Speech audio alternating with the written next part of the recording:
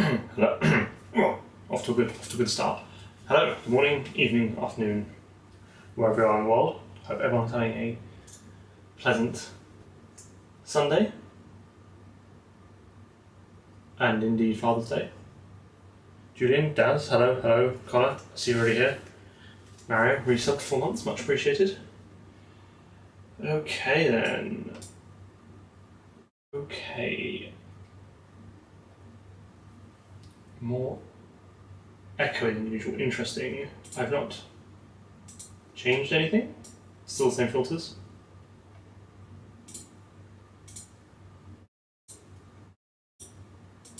Oh.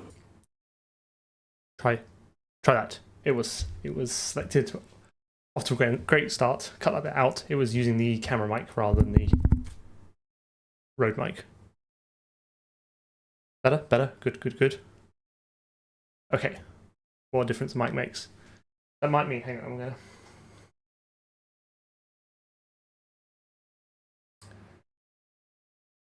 Now, can anyone hear that?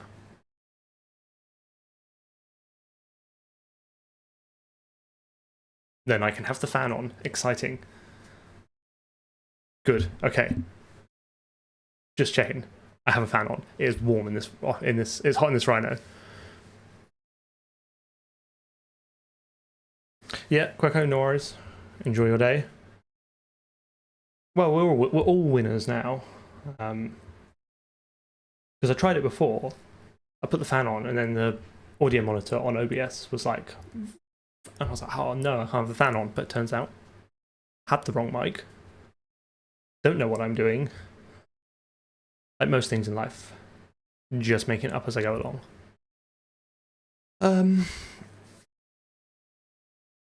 Harand, hello. Right, bit of a interesting one today. Might involve an aggressive refactor. It's impossible to say. Let's just fire up near Vim and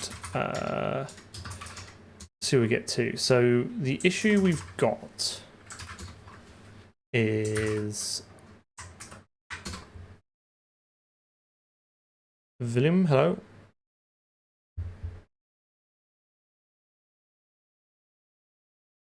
No AC today either, so you best be on your best behavior, please.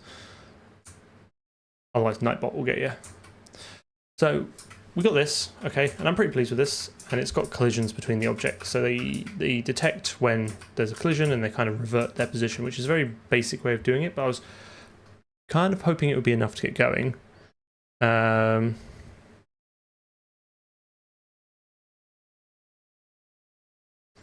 But the issue I've got now is that everything collides with everything, which isn't great because now you can't hit the target, okay? The movable barrels collide with each other, which is what we want, but I can't meet the target. So I think we want the concept of like layers or a mask or something. We need some way of controlling what can interact with what else. And I'm kind of struggling to conceptualize how this is going to work in my mind because of the way we do collision detections. Like, we are presumably going to want some sort of static geometry at some point. So that would be like layer 0, I guess. Like everything interacts with that and it doesn't move. That's fine. So now we say we have barrels. Let's just go back to this example, right?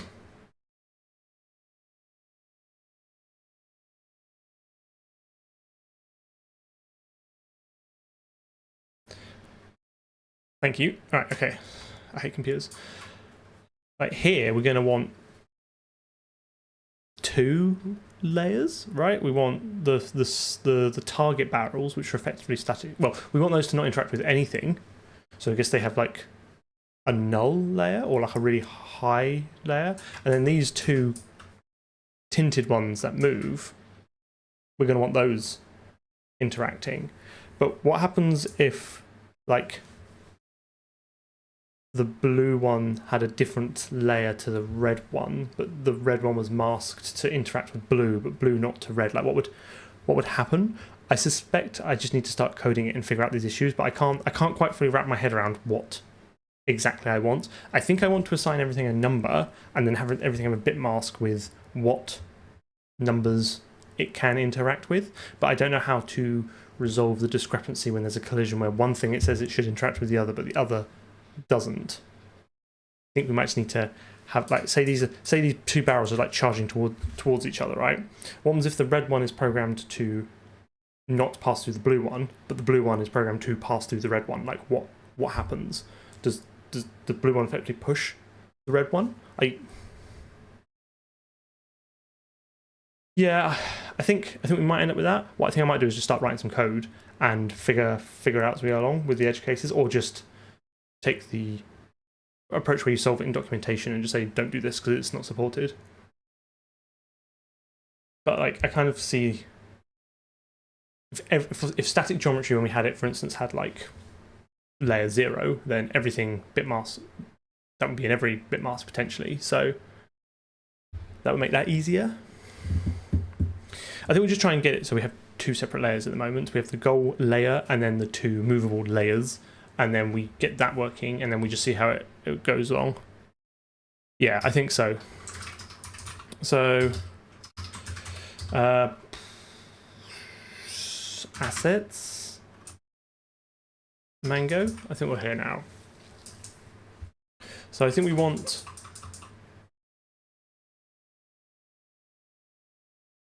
another flag field option, whatever you want to call it, which is like collision layer, and this can be like 1 and 1, and I guess this could be 2. So we'll put these on separate layers, okay? Right, collision layers. Like conceptually, they're not positioned any differently. This, like, the game has the notion that they exist in separate layers, so you can kind of reason about them differently. I don't think that made it any clearer.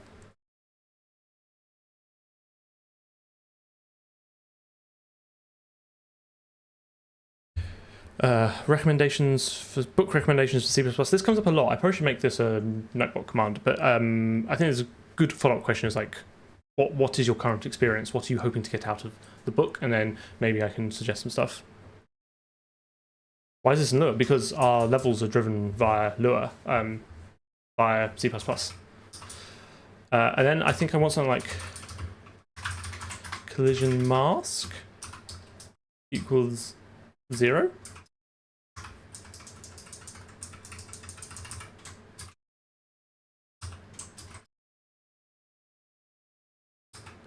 One, no, 2,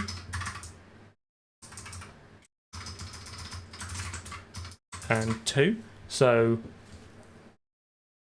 this should collide with nothing.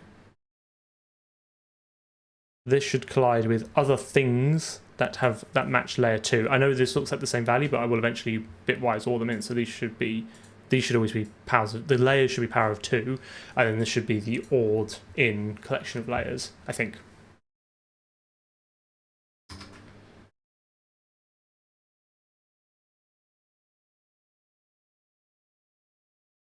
And then we should be able to extract some of this information. So this should be barrels index dot collision layer, barrels index dot collision mask. So we should be able to return all that. So if we hop back to the Lua, excuse me. Where do we get all the gubbins out of it? Color tint amount, collision layer, collision mask, and these are stored in 64Ts. I think we, for better or worse, somewhat stuck with that.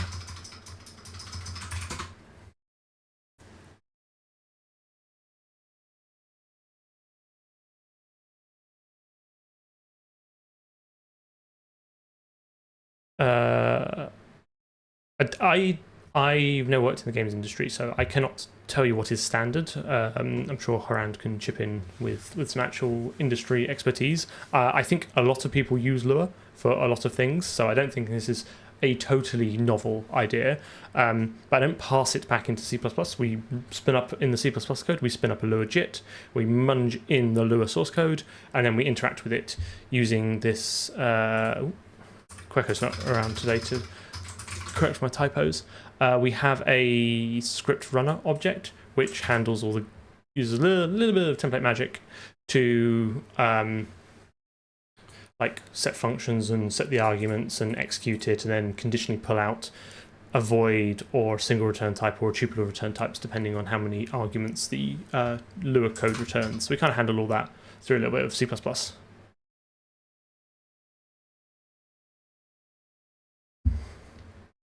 I'm sure every shop has its own preference of what it does.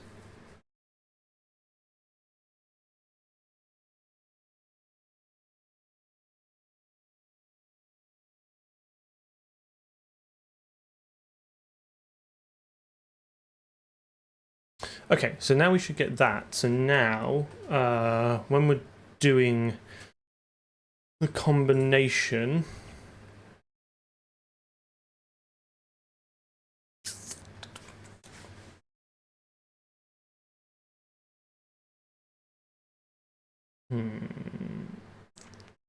How's this going to work?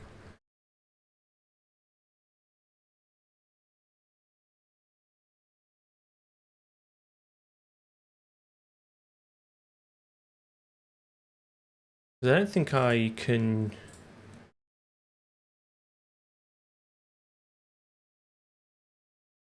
use this here.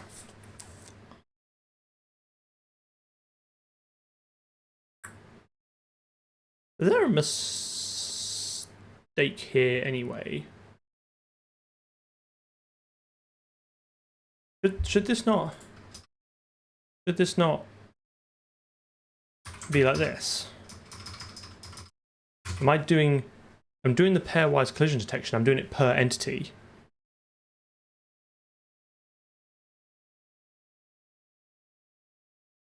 Title is in main. Oh dear, have I made a mistake? I was doing this quick.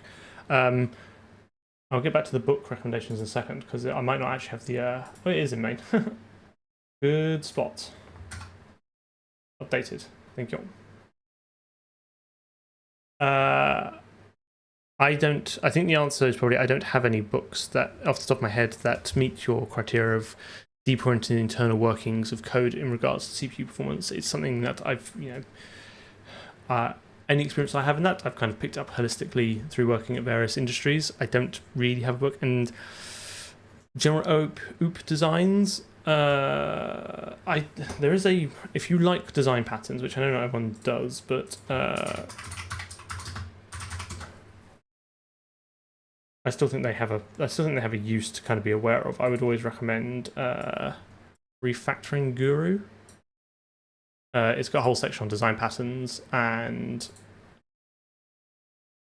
like I really like the chain of responsibility. So here's how it works. Here's when it's good. Here's when it's bad. Here's some real world examples. Here's some UML diagrams, and then you go down and it's like, pros, cons, all this, and then like here's a code sample of it in all these different languages. It's like an incredible resource. This. But yeah, I'm afraid I don't have any recommendations that are specific to your requirements, I'm afraid. Okay, let's just double check that, because I think I was being stupid.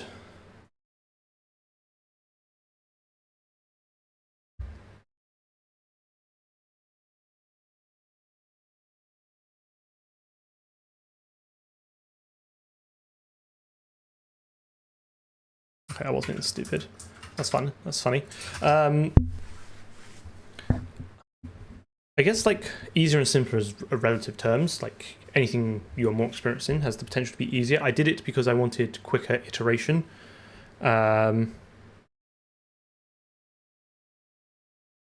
wanted to be able to just change a script and then reload the game and not have to compile and link and all that sort of stuff. And then the idea is being that it'd be easier to churn out a lot of levels in Lua, and then it's easier for people to add their own levels if I wanted to do that, because they would just have to write it in Lua and they wouldn't have to set up a tool chain and compile DLLs and have that like dynamically loaded in and stuff like that. Like you just here's some text and the game gubbins internals will consume that and run it as a level. That was kind of my idea, and it was a bit of fun, I think, writing the abstraction layer. I'm just going to fix that as a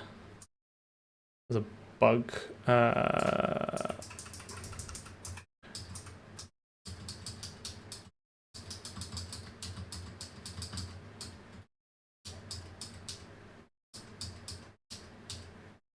Commit fix overloop. Overlooping? Fix overlooping in collision detection. Don't like any of that, but when do I ever like anything I've written?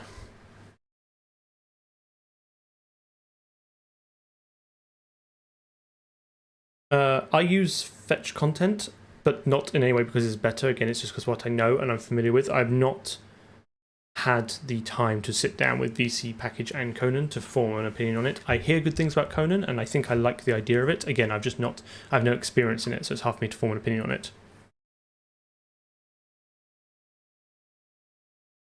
Okay, so I think I'm in a bit of a bind now because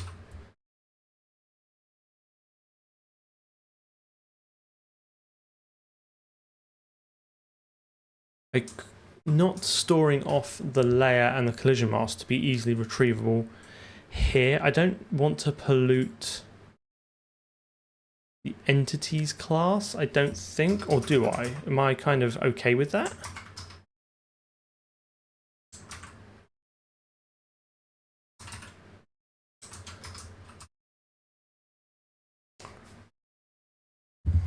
I guess I probably am okay with it, because entity is just a grab bag of things we need to drive the game. It's got a mesh and a material and a transform and samplers, and now it's got a visibility flag and a banding box. It feels a bit like a dumping ground for state, but at this point in time, I'm not super convinced there is a better option.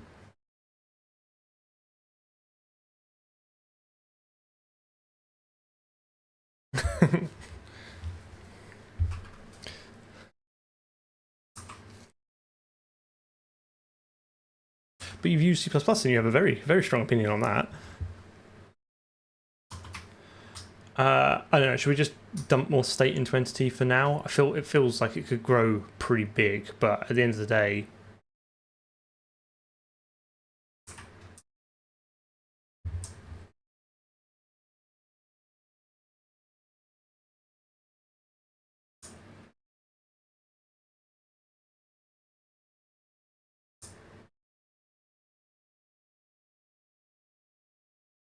because I could get the info here and munge that into it. Yeah, I think, although I will take this, it might look a little bit confusing, but I will take this opportunity to fix the mistake I made. Not mistake, but Lua is signed, but I'm going to want, I think, unsigned. It doesn't make any sense to have negative layers, so I will effectively normalize that data into the internal representation. So let's go layer mask, layer collision layer understood unit collision mask. My game, my rules.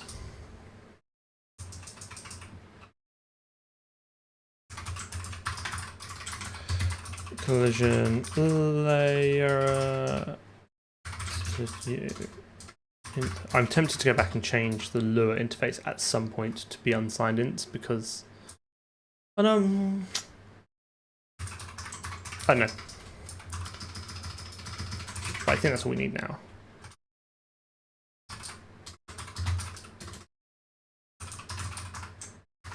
And I'm going to put up with the inevitable linker error later and implement this in a minute. Oh, where am I going? All my code's gone. What's going on?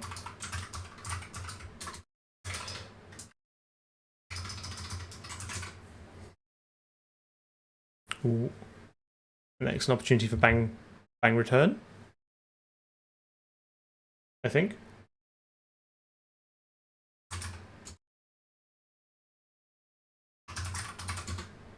Can't remember what the command is now.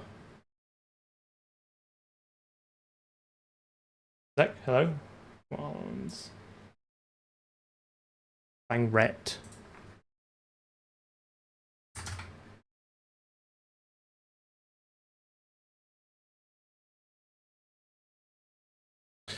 No, I'll be the change I want to see in this world, and I'll make that change now.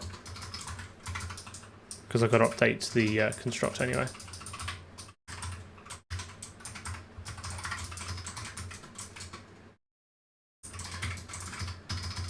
Okay, and then from that we can return collision layer, and then return collision mask. And then this constructor is going to be grumpy. Stud unt collision layer.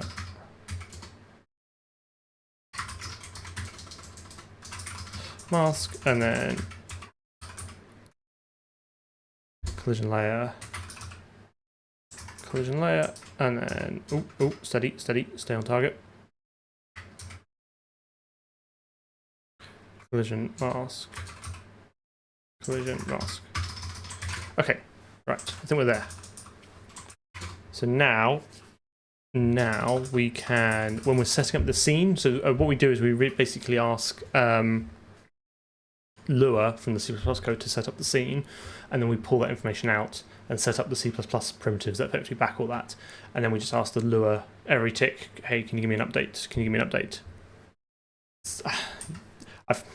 There's been bigger, but yeah, it's getting pretty big now because it's just becoming a grab bag for state.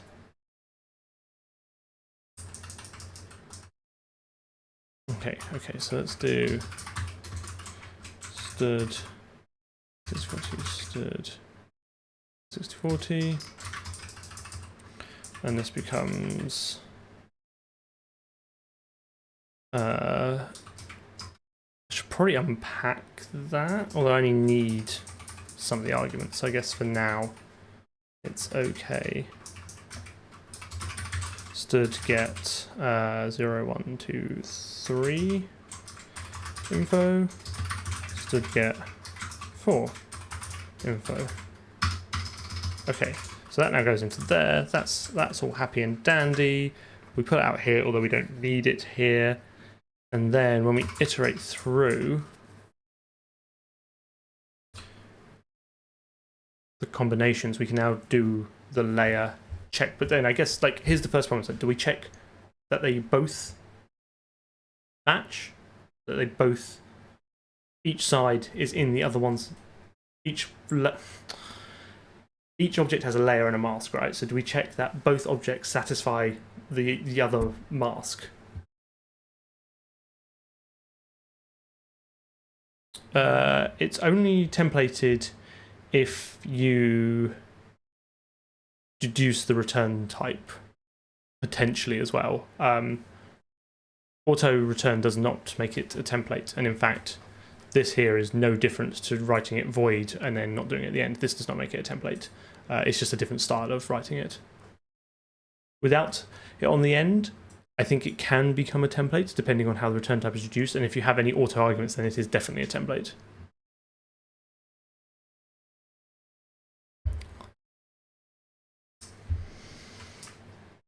I'm going to check both match to start with.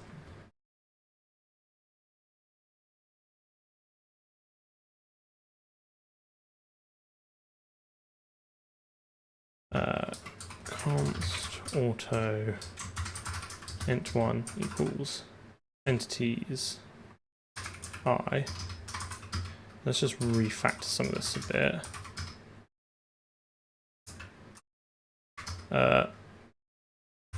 Background vim, because, you know, don't need that anymore.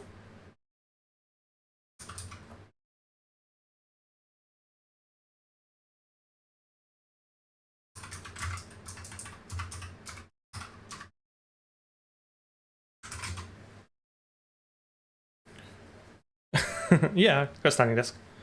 I feel like it helps me be a little bit more animated and engaging. And I do spend a lot of time sitting down, so it's nice to stand.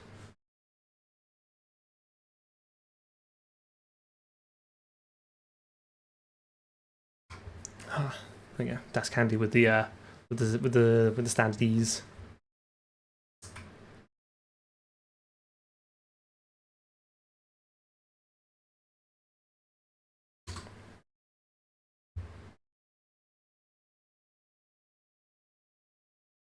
Speaking of backgrounding Vim, I once worked with someone who didn't really use Git.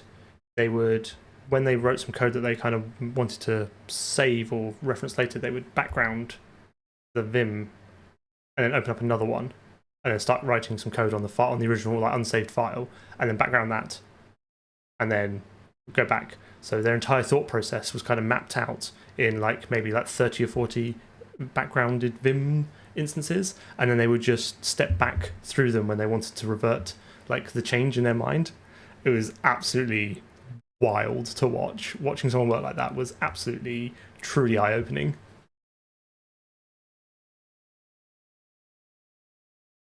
So yeah, could always be worse. Is table even a word?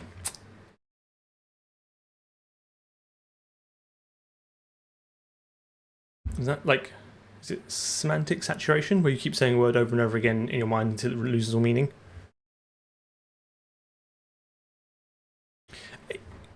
Everyone has their own workflow. It worked for him, that was fine. It's not particularly collaborative.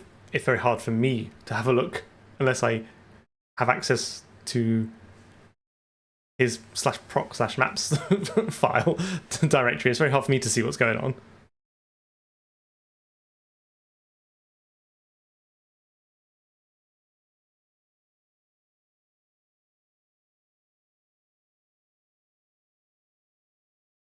What am I doing? So if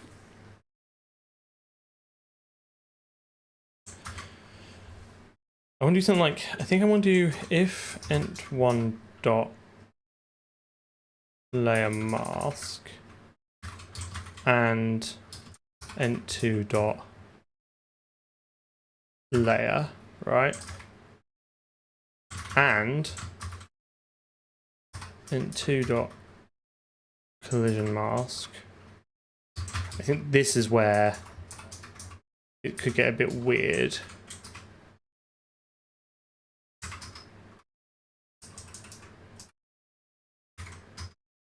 I basically only want to do this if this is true. So if they're both masked to interact with the other, then we should check for a collision. Otherwise, we just let them slide on through.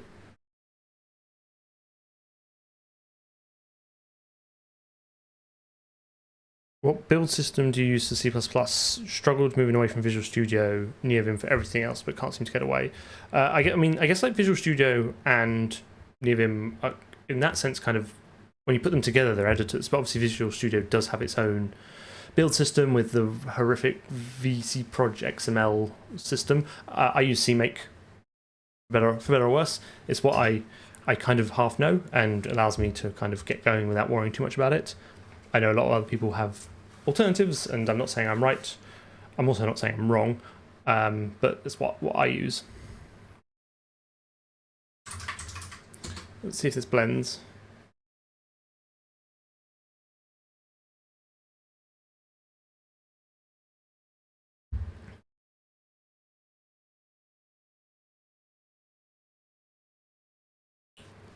Absolutely not. Absolutely not. Having absolutely none of it. Yes. The floor.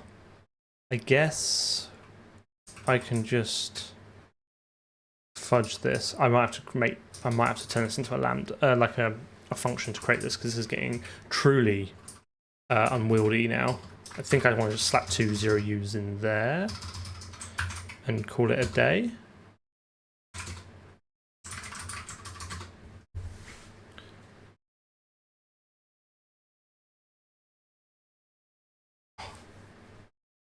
Boo.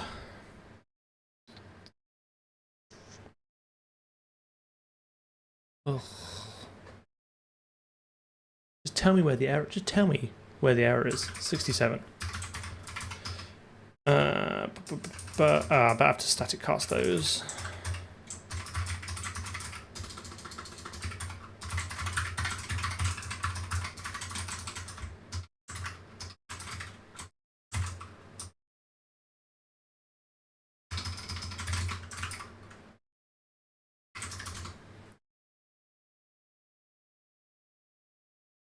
Oh, I do have a Lego Maple update. It has moved into my office, but it's still in the box.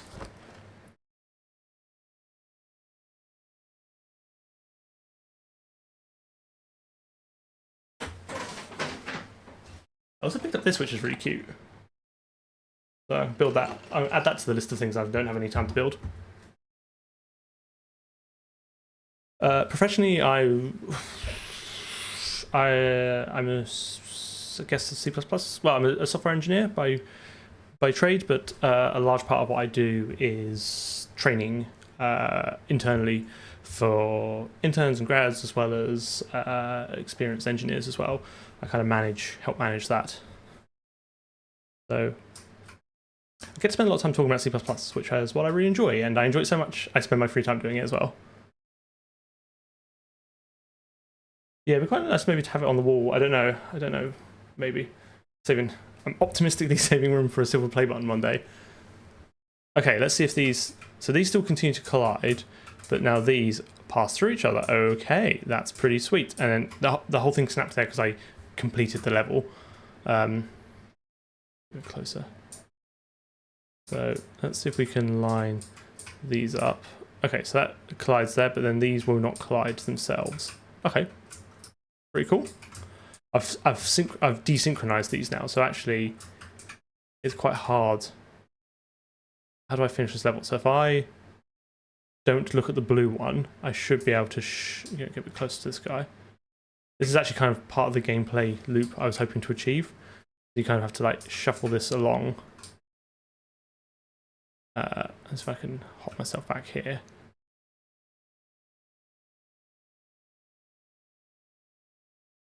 Okay, so I need to make that a little bit more forgiving. That got it done.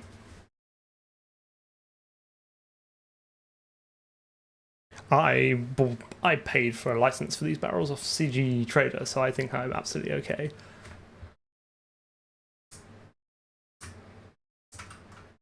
Is that clipping?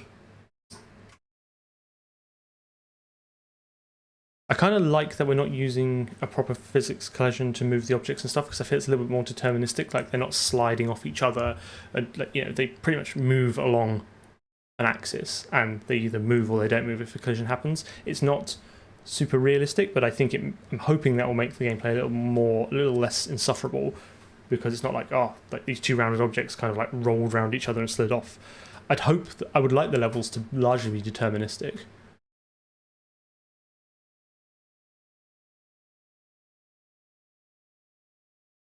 So yeah, that was one of the options. So I'm kind of glad this seems to be working okay now. I should probably update the stream description. Yes, that's a good point. I'll try and remember to do that for the next one. Oh, it's it being Father's Day and all, probably slightly smaller turnout there anyway, which is fine. We can still hang out and write some code. Okay, let's stick that in the Git hole. No, let's update this first. So for add collision data to entity, and then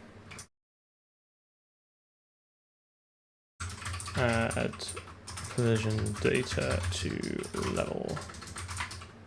That was actually a little bit easier than I thought. I guess now maybe we should, well, I don't know, write another level. Does this... I think we...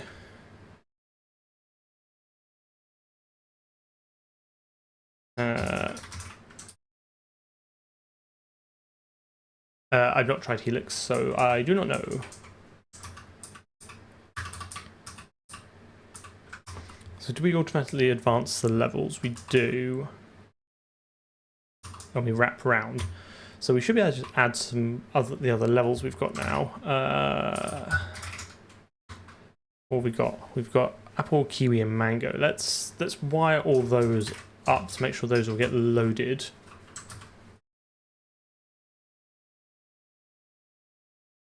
And then we need to make sure they get they're currently not bundled into the resource file that we've built. So we need to do that at some point. But that feels like visual. Oh, look, I've even nice. Okay.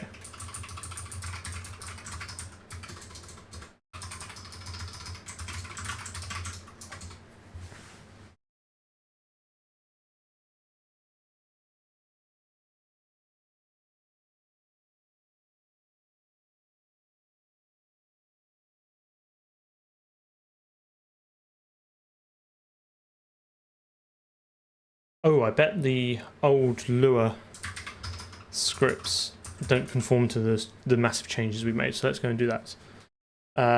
Because we've just been working on the mango file, and I've not updated the apple or kiwi file. I'm not ignoring you, Harren. I don't know what my answer is. I feel like it should be something pithy and insightful, but I really don't know. Who would I don't know. I'll have to cogitate on that. I'm happy for others to chip in their opinion. I just can't think of off the top of my head who, because that's going out for dinner with someone. That's time away from making videos and streaming.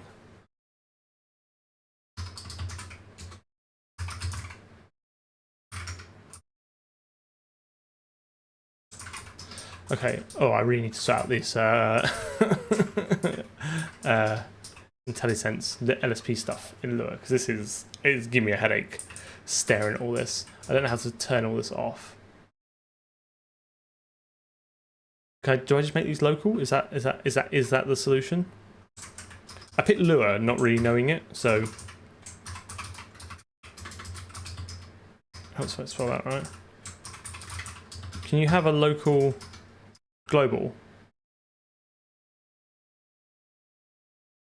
And it's never going to understand vector 3 anyway, so.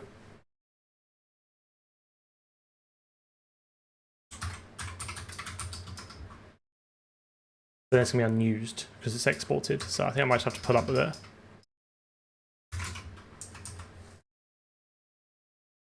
If anyone's out of Lua, if anyone out there is a Lua expert and looks at this and has an aneurysm, once you have recovered, please tell me what I'm doing wrong.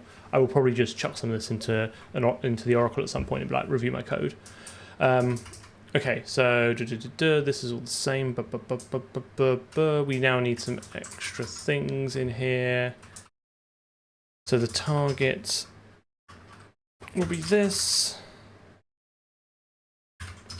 And then the barrel will be this. I do wonder if I should abstract, do some more abstraction and put out a lot of this common functionality into like a common Lua file, so you don't have to write it every time. But it's not that much to copy and paste. Once we've got a standard base one, you can just hand this to people and say, modify this.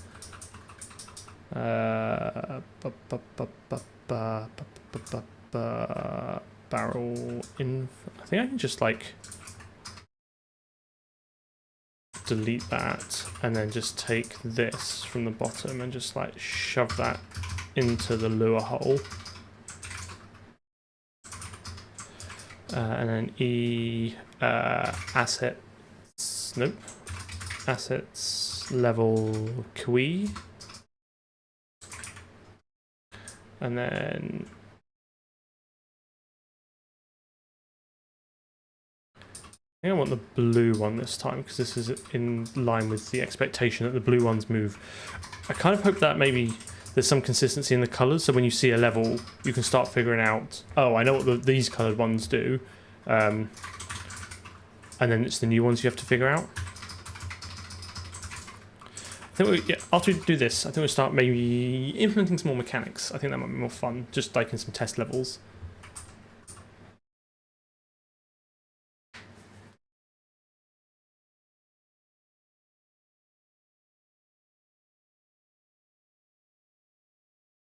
Oh, Nightbot strikes again.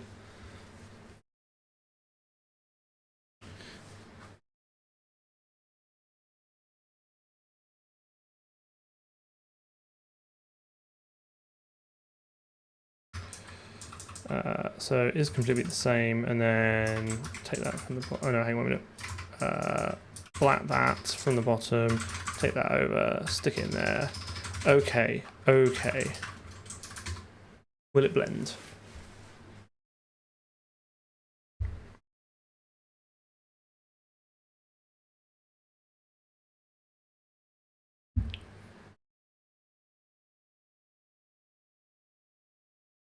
Crashed. Just straight up crashed.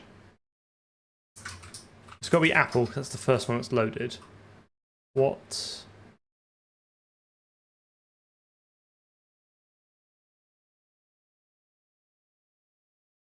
What horrible assumption have I made somewhere that I have broken?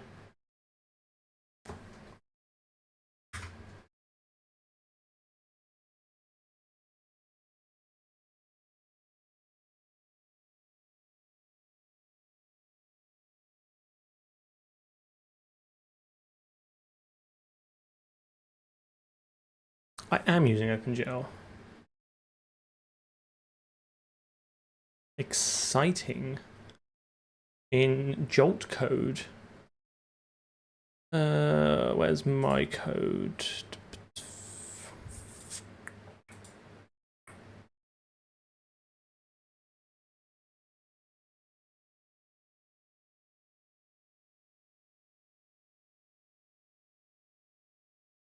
Oh, I know exactly why this is. I know exactly why this is. Because interesting, I did not know this was a thing. A lower level creates a physics system because I thought each level should own its physics system, so that way you kind of tear everything down and start everything again afresh each time. But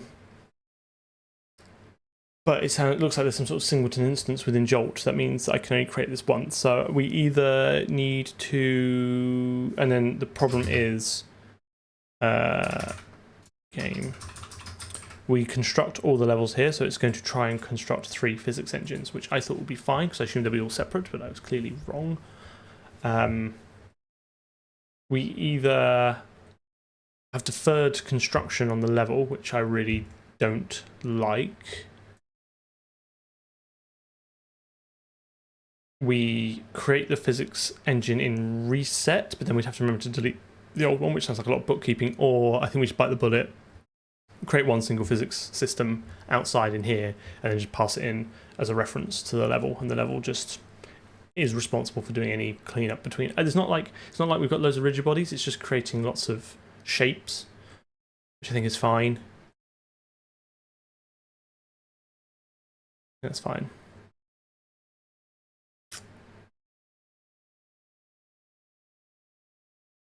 I don't know what bullet to buy. I think they're all terrible. But I think dependency injecting in the physics system is the correct choice in this sense. Like conceptually, I'd want the level to own the physics simulation. Well, it's not, you're not using simulation, but the physics system. But if that is against the usage, the intended usage of Jolt, or indeed even the enforced usage, probably just have to create it once and pass it in, rather than having to. I'm just worried doing bookkeeping of trying to tear it, like spin it up and tear it down between level loading and stuff, which also adds to the level loading time. Isn't really necessary. We're just doing any necessary cleanup we need when the level ends. So, yeah, change my mind. So this is a relatively easy fix to make. We will take it. So this will become reference, and then we'll take in physics system, physics system, and then in lower level we will have a physics system PS, and then this will become PS. Oh, steady. There you go. Okay. Then in Lua level, this. No, wait a minute. There's the Lua level. So then in game, we can do auto PS equals physics system. And in here we can just do PS. In and out, quick refactor.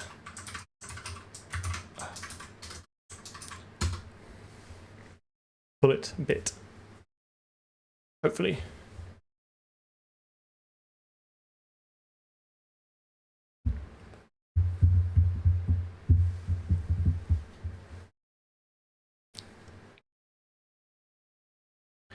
But it sure has not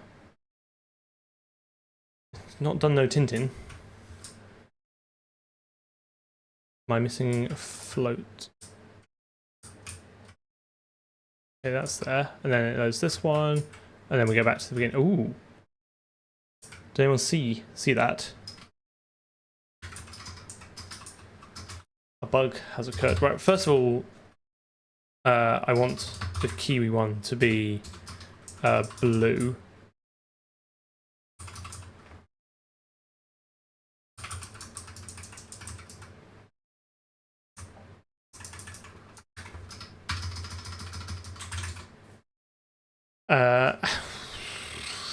Sure, it probably is bad ownership, but I think I'm concerned that the bookkeeping is more of a pain in terms of wiring up to give it a chance, because we don't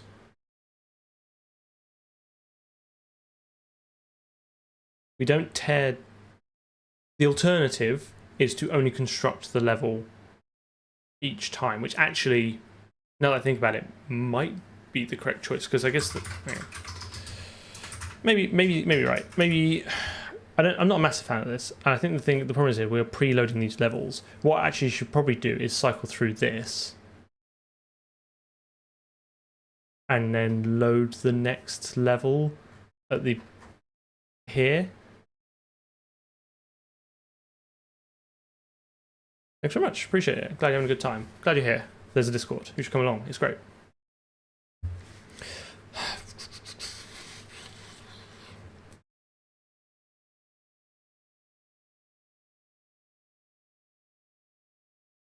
I think Nexus might have actually nudged me into the correct solution, which is we shouldn't be preloading all the levels anyway. We should probably just load them one by one, at which point the teardown potentially will clean up the single instance of Jolt.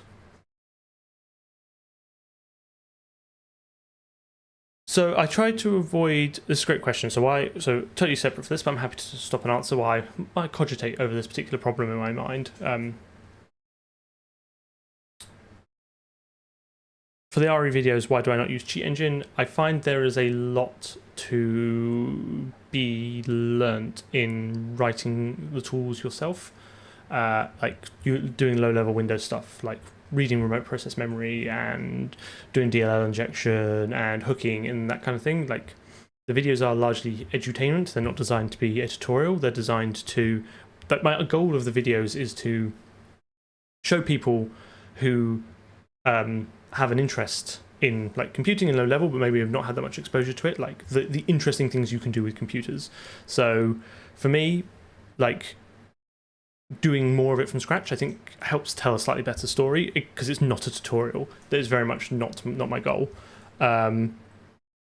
Sometimes, like, I still use x64 debug because I'm not writing my own debugger, and I still use Ghidra because I'm not writing my own disassembler or decompiler. I'm not Desk Candy. So yeah, it's always a trade-off between the time that it takes me to do and like the story I want to tell. But for me, also, I find it a lot of fun as well. I find it more fun to sit down and write some C++ code to interact with the process than just fire up Cheat Engine. If you like a lot of things I do, like with this live series, for example, it's probably not the best way to do things. If you wanted to make a game, you probably wouldn't do what I'm doing. If you wanted to modify games that's running, you probably wouldn't do what I would do. You just grab a tool off the shelf. But if you're interested in like the techniques and how those tools work and going a little bit deeper, that's what I hope I can kind of showcase. So yeah, bit of a sidetrack there. I'm going to go back to my original idea because I still think the levels own the physics system because they are self-contained. But what I also want to go away from is preloading all the levels, because if we had 100 levels, that's a lot of preloading. Good, I'm glad you had fun with it. So let's revert this. Nope.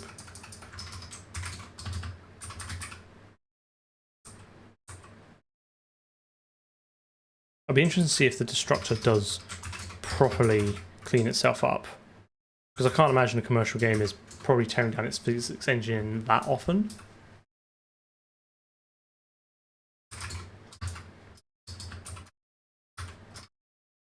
Okay, so now let's go to game. So this should have just a unique pointer, lower level, current level, and then it should have a vector of strings, which is level names. Okay. Bring missing vector as well. What am I doing? What am I playing at? Amateur hour.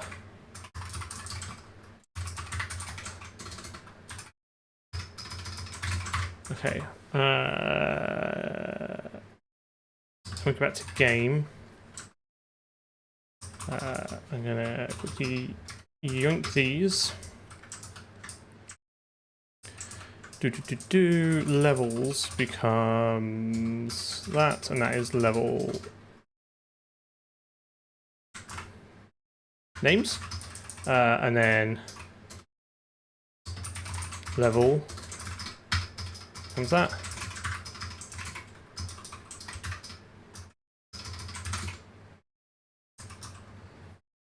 Okay, getting there. So now, don't preload these. Don't do this. Don't do that.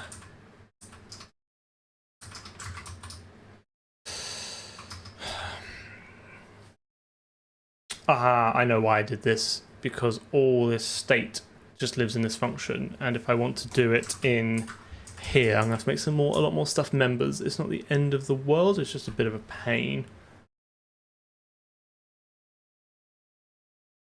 Yeah, getting close now. Getting close. Like, closer than I ever thought I would get, which is absolutely wild. It's still... This whole thing kind of baffles my mind. I'm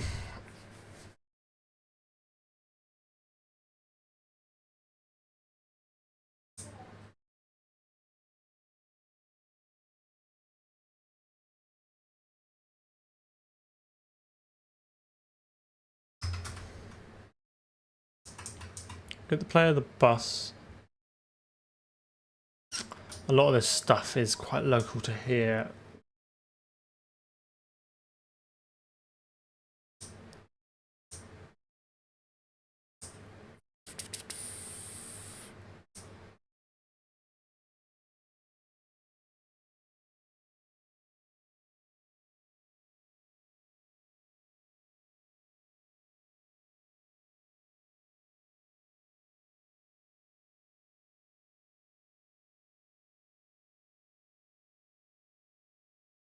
I'm thinking in silence, which is great for streams. I think I just need to signify here. It's a little bit of a kludge, but so this is a message that comes from the message bus. So something has told us that the level is complete, and this is how we handle it. We log it, and then we update the level num. I think what we can do is do something like auto current level equals level num, right? And then right at the beginning of the loop, before we do any of the event handling, we could do something like if current level does not equal level num, i.e. we've been told we need to make a new one, then we can do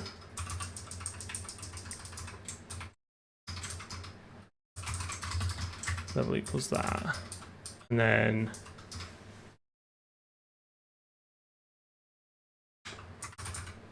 current level equals level num.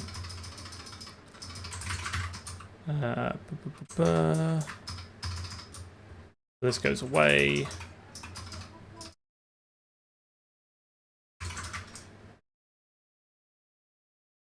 What is level when it's at home?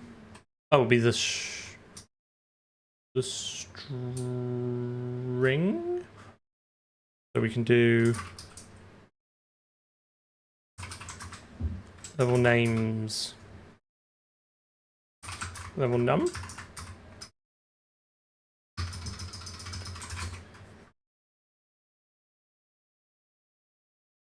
Glad to hear. I've made quite a few typos, and I've been waiting for you to pick them up. So they're littered throughout the code. So good luck. I can't remember what this is supposed to be now. What's it? The 1, 2, 3 argument? Default cache.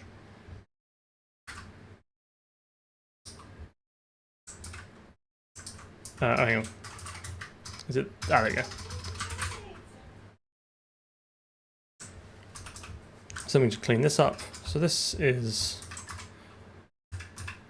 level names, and then just to be honest, we can do all this up here now. Keep all the logic up here.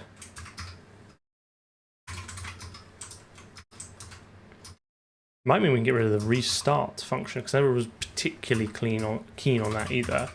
So level becomes level like that, like that, like that. Okay, let's see if this works.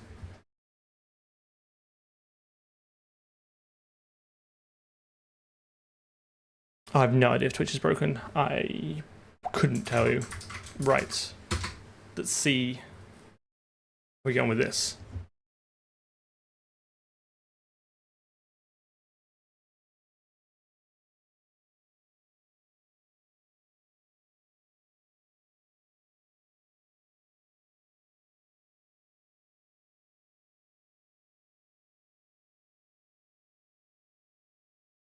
This is true. You could sub with Prime, and then all your problems go away.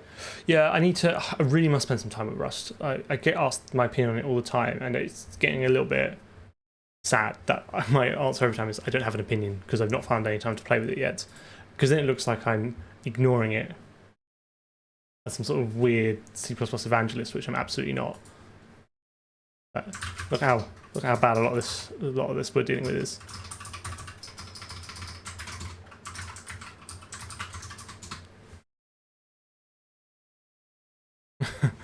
I mean, I think it might make an interesting live stream.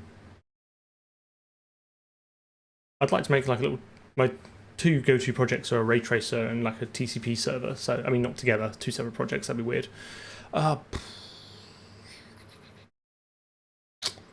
We hath crashed again.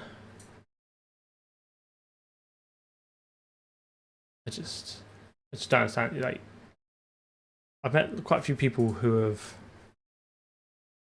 Is that null? Is okay, fine. Well, we should assert that anyway. Who don't like use a visual debugger for debugging? It just blows my mind. So after, I bet it never loads the first level, does it?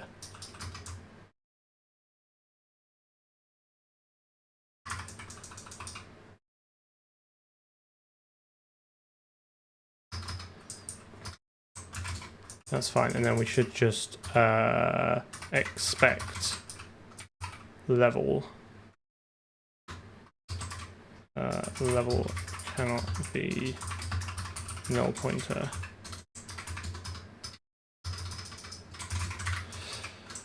Do I not have an overload for unique pointer? Okay.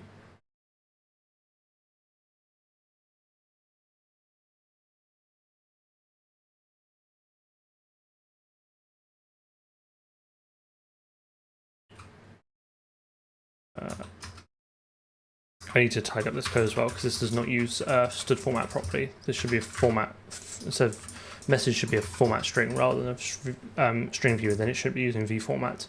But hey ho. Right, so let's do, in fact actually I think I can bring this outside of the warning. These are just my helper functions. Expect is the equivalent of assert and ensure is the equivalent of like throw if false.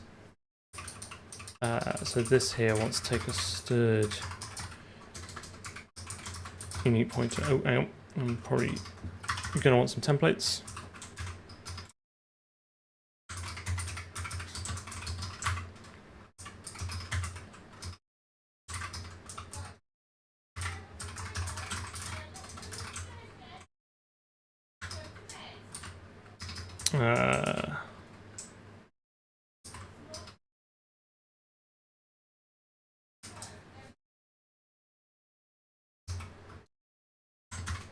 Obj, and then we should be able to just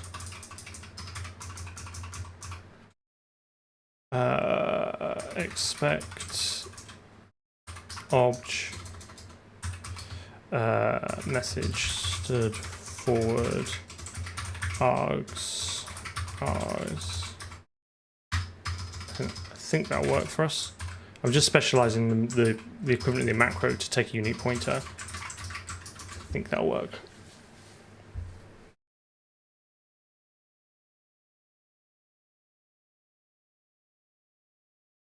Sorry, loads of messages came in as I was faffing around. How much more to do? Loads. I reckon at best we are halfway. Because it might look like we've made a lot of progress, but there's still no sound, there's still no save game, there's still no menus, there's still no configuration options, there's still no anything other than what we've got.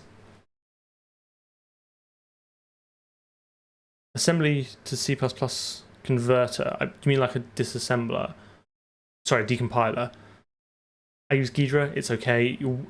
They don't often do to C++, they'll do it to C, which looks a little bit like, you know, which you then kind of have to apply your own C++ idioms over the top.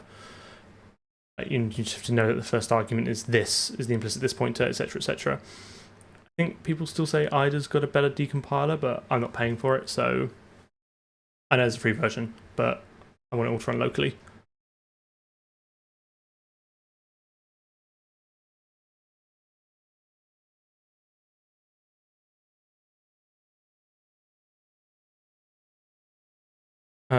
How do you reason about larger projects like this while staying sane? This is not a large project. I mean, I don't say that in like in a dismissive way. Like I've worked on much larger projects than this. What are we up to? It's 6,000 lines of code, which because I've written all 6,000 lines, it's reasonably easy. It just you start looking at stuff and it starts jogging your memory, and you can kind of get back into it. Working on larger code bases where you can't keep it all in your head, you just have to accept. You kind of have to accept that and work on the fact that you will just have to do code spelunking at the points where you need to. You figure out a little bit. You make some you make copious notes, hopefully, and you just kind of just slowly move your way through it. Hopefully that kind of answers your question. The more code you have written and can remember writing, the more of it you'll be sort of hot in the cache in your head.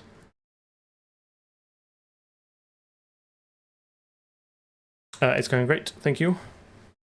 This is all WSL. WSL with the Wine MSVC.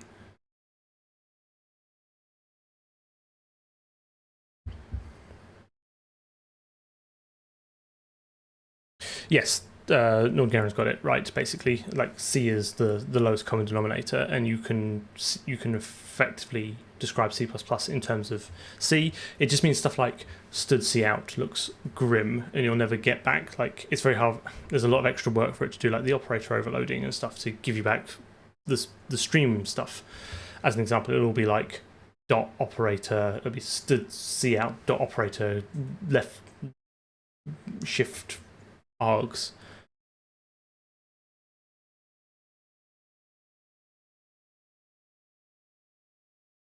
Okay.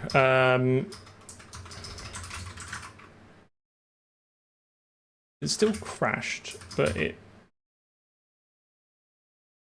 must be crashing somewhere else now. Let's bring back a debugger. Let's bring your friendly neighborhood debugger back. What is line 1? Oh dear. This is what I was worried about. Okay.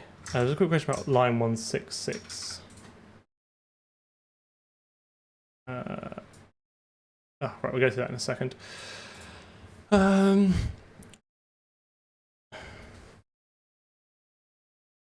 hang on. Interesting as well. I just realized this. This is the debug renderer, not the engine. Maybe did I just miss? Was this always been the debug renderer? Did I just completely miss this the first time around? If I did, that's annoying. I wasn't paying attention. So it's when we go to create a new implementation, which presumably has the debug renderer in. So it's going to be this line here. Debug renderer here. Why are we not?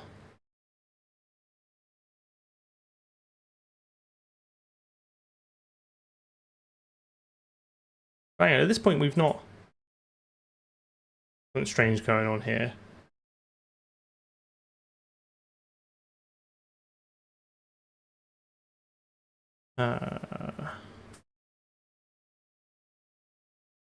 Something very strange is going on here. Why is this thinking one's already been created? What am I doing wrong? I'm reasoning about this code wrong somewhere. Oh, what is? Don't know what happened there.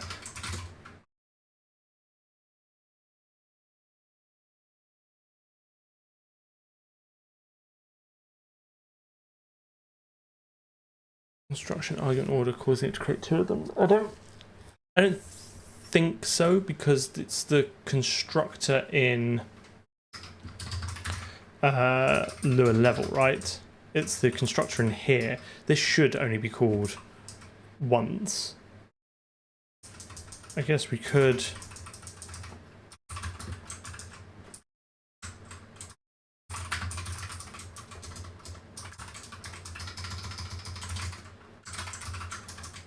Just quickly run that through and see how many times that's printed out. No, I've not tried the RAD debugger. I should be better exploring more tools. This sounds like a really lame excuse, but I'm just chronically short on time. And if I want to try and get a video out a month, I kind of have to stick more to the tools I know, and it's not a great place to be in. I would like to have more time to experiment with more tools, but you got to pick your battles, right?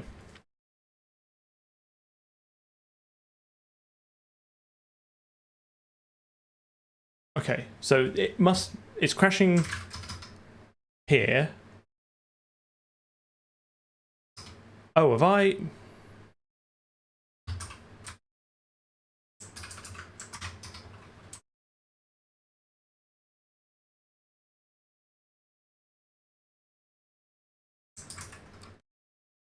If it's not getting here, it's because it's crashing here. But line 52 is not being printed, so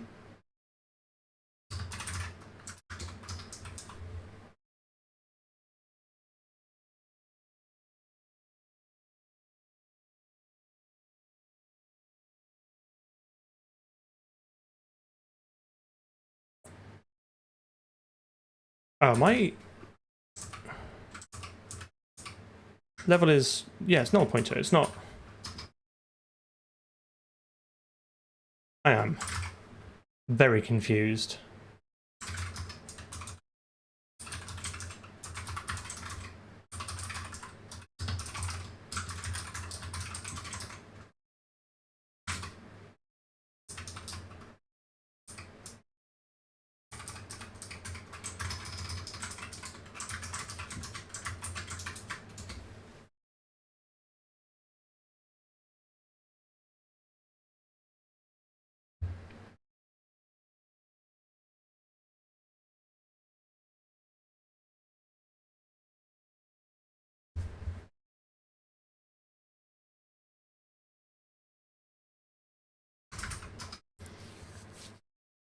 Oh, absolute cretin.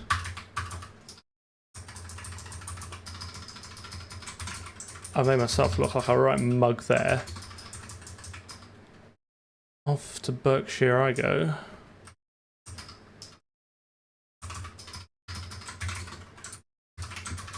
This'll work.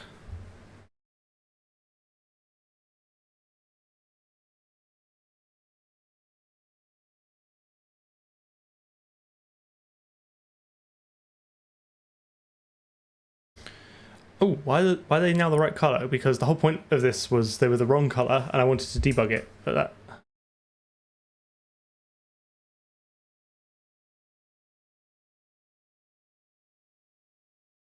We crashed. Crashing hard today. Lots of crashes today. Lots of fun. I'm definitely one of the guys from YouTube. I don't know if I'm the proverbial guy, but I'm definitely one of them.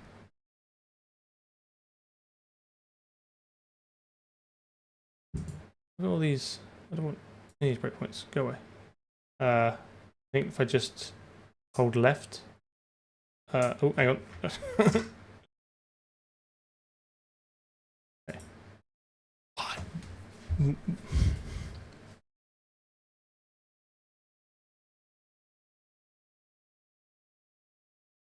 Because this is going to come from the game, right? Here, right? But oh, I bet it doesn't release the old level first, does it? Okay, fine. That's interesting.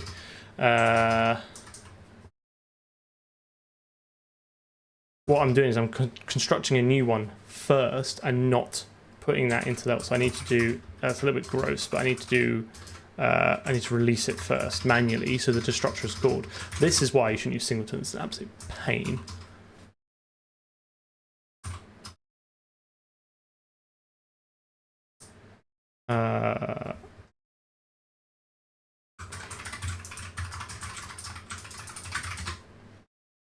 Does it return the raw pointer?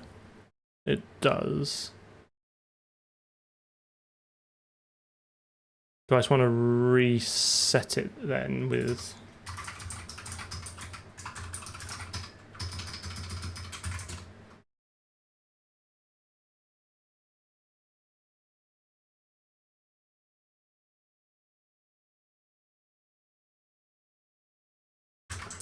What's the sudden...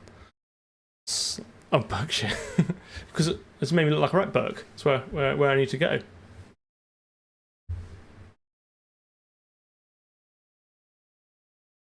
Okay, that works.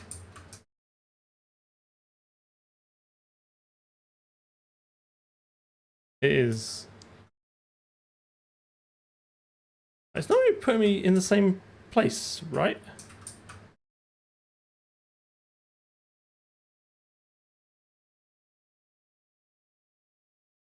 We had this problem before, didn't we? Where the reset wasn't idempotent.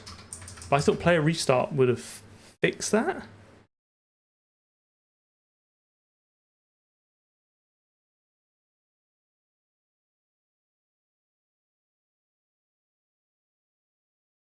I mean, you can see the file names in encrypted zip, so I guess you've got at least that. You can just brute force. Can you brute force zips now from that hour ago, or were they AES back then? Why is this happening?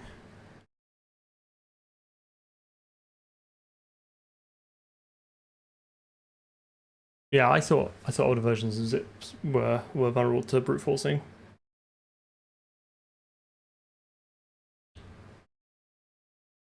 Depends, like how is it susceptible to a dictionary attack? Like how security savvy was she back in 2004 picking strong passwords? Could you just bang like whatever it is /user/words through it, or just get John the Ripper out? You might be able to just John the Ripper it, or hashcat, whatever the current like brute force de jure is.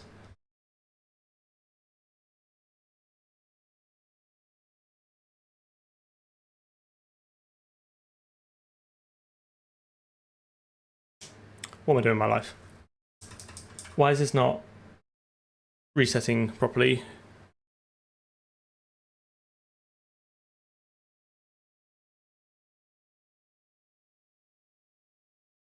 Because I need to reset the player first. That's why. Because it's going to take the player position there. That's why.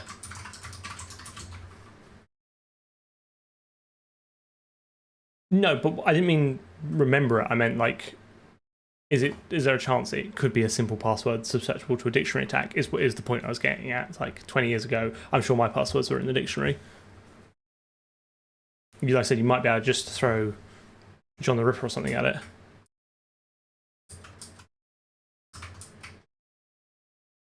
Hang on. He's moved.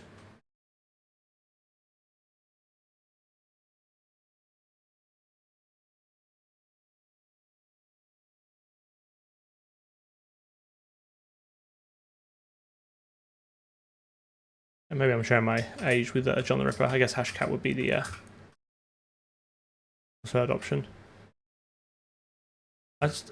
Why am I slowly sliding away?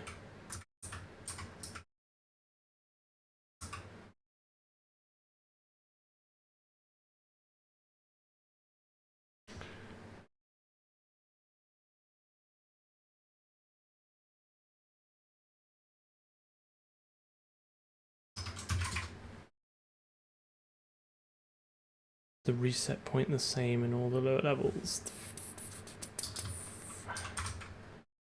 Let's have a look.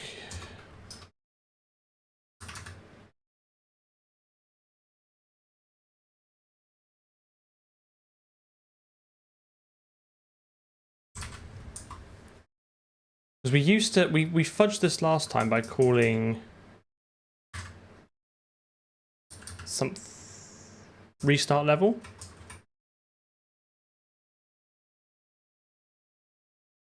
But we don't need to do that anymore because we're constructing the level from scratch.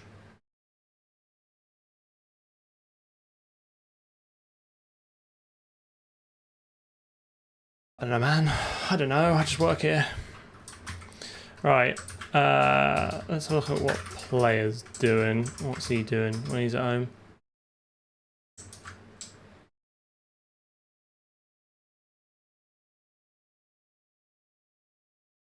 He should reset to his start. I think the player is resetting correctly, right? I think I am. Let's just see if we snap back.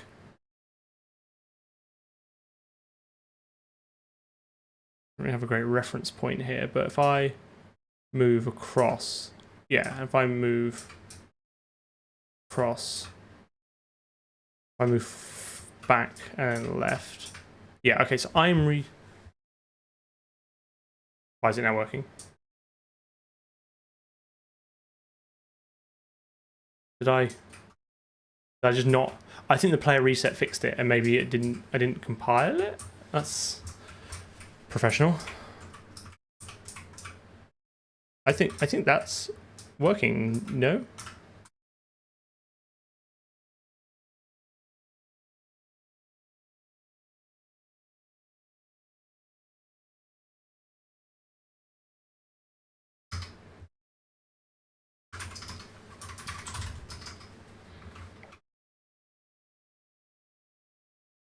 Physics, indeed. Right. So add unique pointer overload for expectoroni.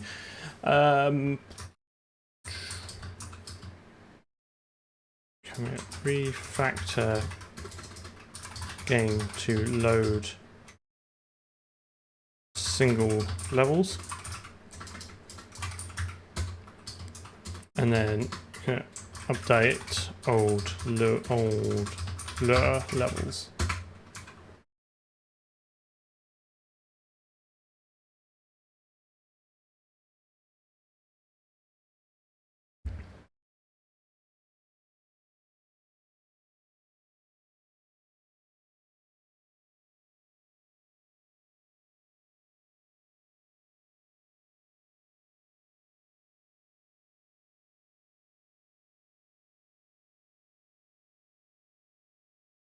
Okay, let's go.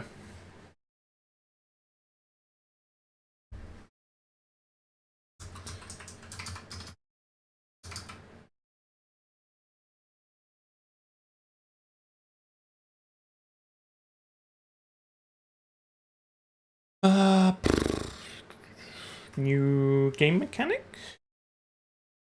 Things on buzzers. Things on keyboards. I will accept, within reason, the first fruit that is typed, except.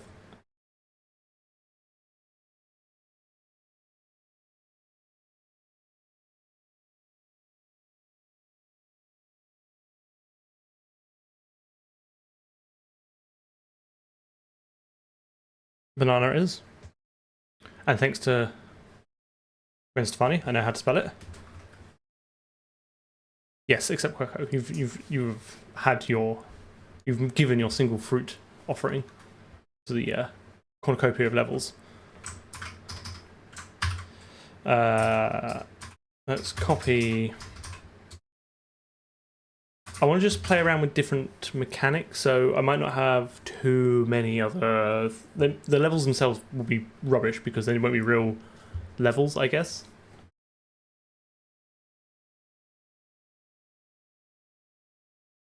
I've got an idea for something. Let's just put it in there.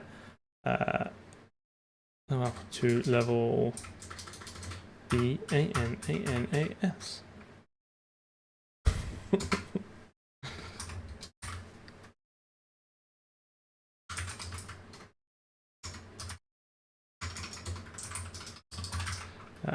Game.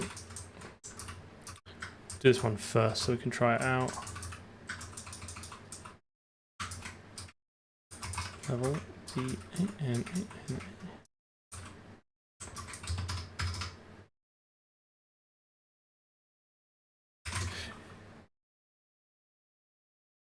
Yeah, exactly. I think we're just gonna get all the mechanics roughly kind of separated out, and then we can go, all right, how do we actually combine these? I'd actually quite like to, I don't know, maybe outsource a little bit as well. I think we're kind of fun to construct something where people can just get the buy. Oh, that's what I want to do, I think, soon-ish, is to do a build and get people to try it out to see like compatibility issues, because like it works on my machine. Through my weird dev environment, I think it'd be good to get people to start having a little play around with it, and if people can write their own Lua levels, that might be pretty cool as well. Can I debug in Lua, or can one debug in Lua?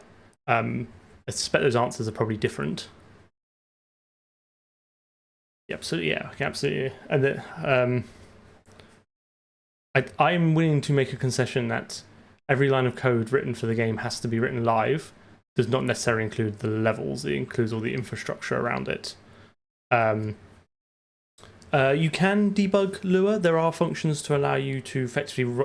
I believe the Lua JIT API gives you enough functionality you could construct your own debugger. We've not done that. If there's an error in any of our Lua code, we just dump the Lua stack and hope we can divine the error from there.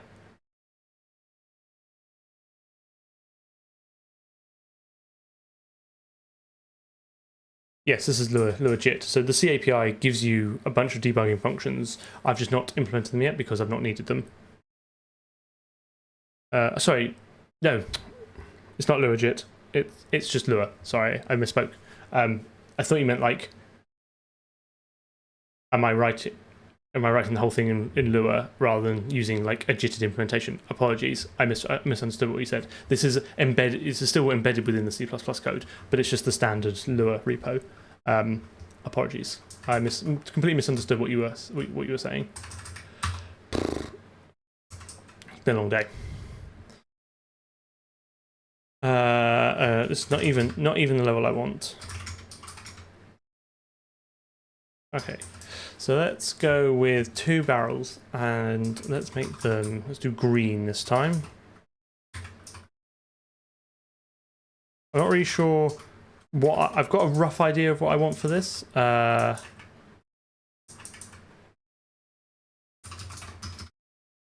just check that loads out the box.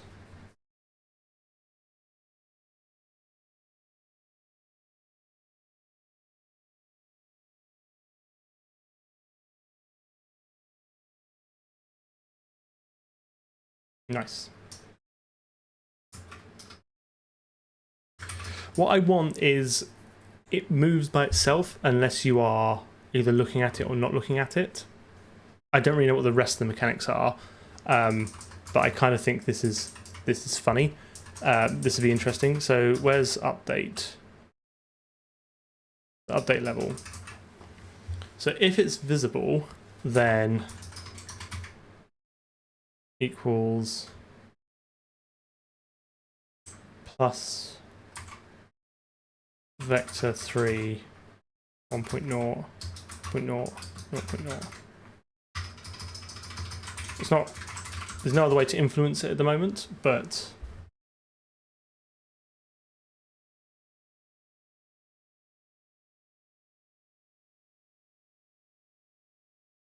oh, it's gone. Oh, there's something really quite funny about watching that disappear off into the distance, and I'm looking at it, and it is certainly not. Sorry, that is generally quite amusing. He is off. Let's just make him a little bit slower. Also, why is it not honouring the visibility flag? That's a little bit concerning. All the others do.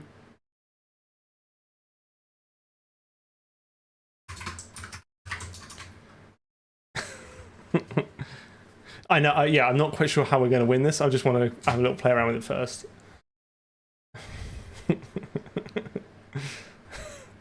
That really was quite amusing to me. Okay. Why is he still... Oh, we haven't got another occlusion issue, have we? Oh, there is some occlusion issue on that box there.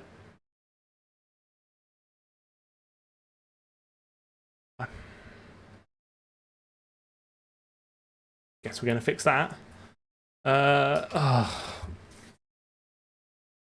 All the others worked. If I just revert this back to here.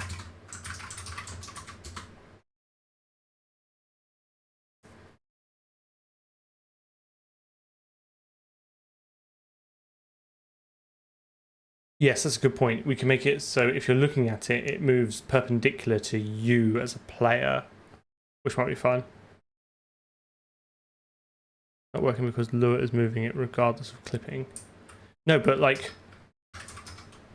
we set the visibility. This is a flag that we set based on the clipping, so it should only enter this if statement right if it's visible.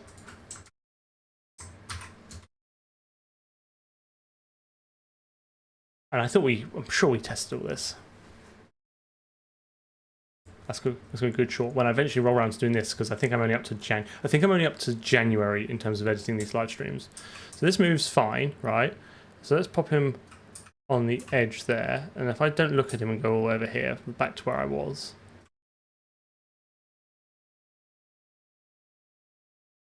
Look, this works, right?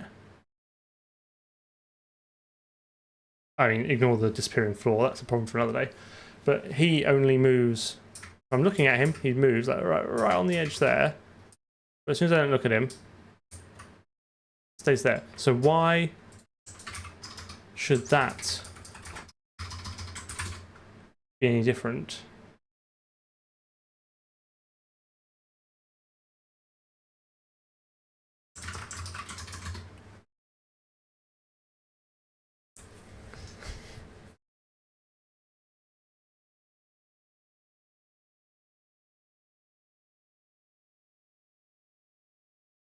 Or is it stopping and I can't tell because as soon as I look at it, it starts moving again? Well, that's not something I've not considered. Oh, wait, I think it is stopping. I think it is. It's just when I look at it, it starts moving again. But if you just like, whoop, yeah. Whoop. Okay, I think it is working. So stupid.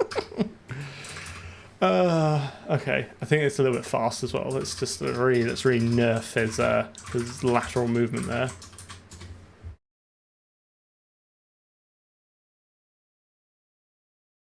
Yeah, I do like the idea of a debug camera, and maybe it's like a in-GUI overlay or something, so you can just constantly see what's going on. Okay, that's a little bit more tolerable. So if we get to on that crossroad, we're like, bang, not looking at you. You look over here, do some level stuff over here, and then we just look back. He should still be, yeah, okay, fine. So maybe, I think a better mechanic is if you are not looking at it, then it slides off. So you can do something with it, but as soon as you stop looking at him, he starts moving off on his own accord.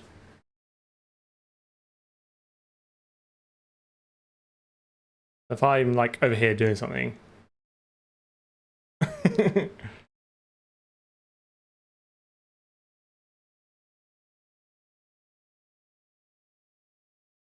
Ooh, ooh. So what needs to be the other mechanic? How do you win this?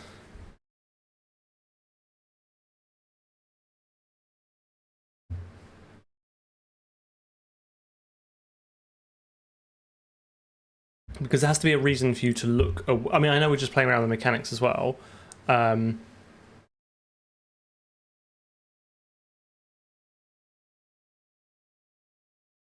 it doesn't have to necessarily, but like this would, I guess this would fit in with another level where you have to be, your attention might have to be elsewhere.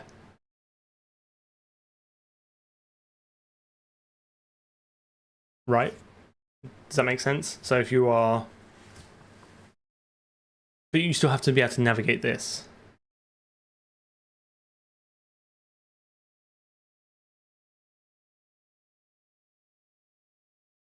Circles player.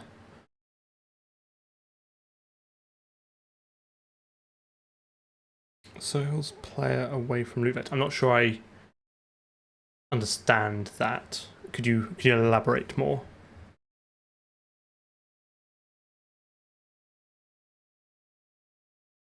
I think I might understand what you mean. Okay, fine. Then I do not understand what you mean. I thought loot was like the target. So barrel circles player away from the look vector until behind, then moves to right behind the player.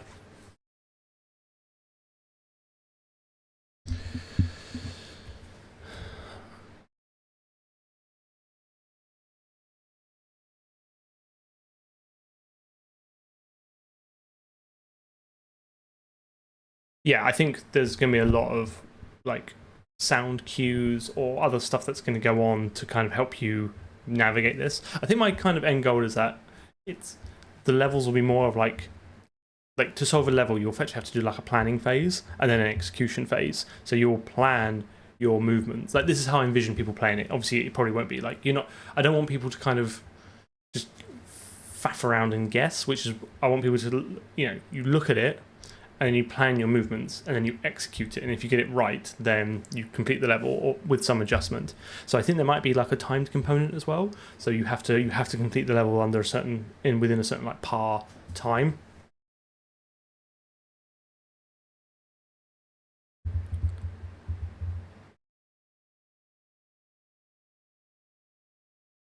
That's kind of my vision. There's like it's like this sort of two-phase to it. I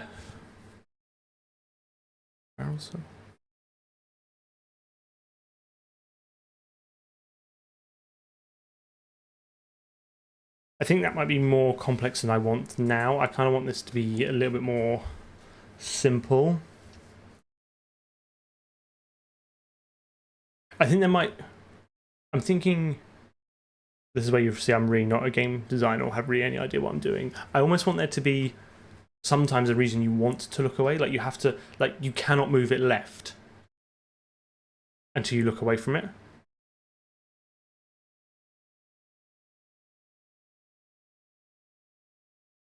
So maybe if it's visible, it will move with you.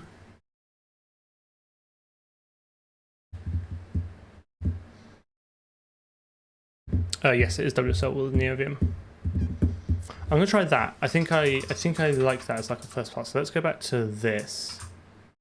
All right. Yeah. So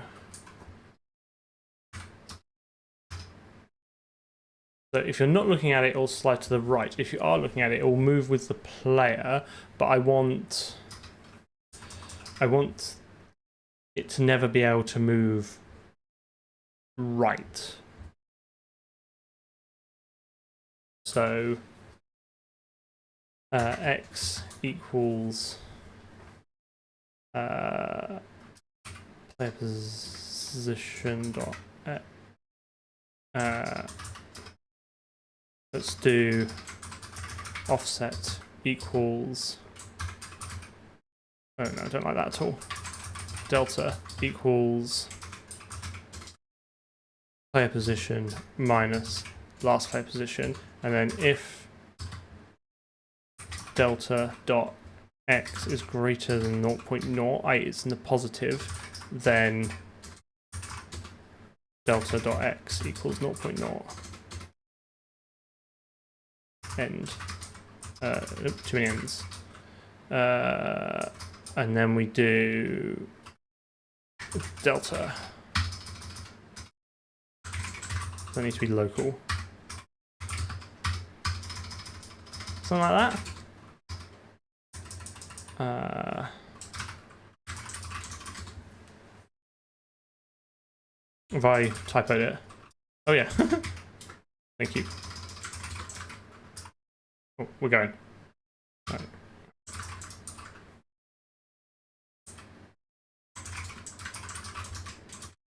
Let's try that.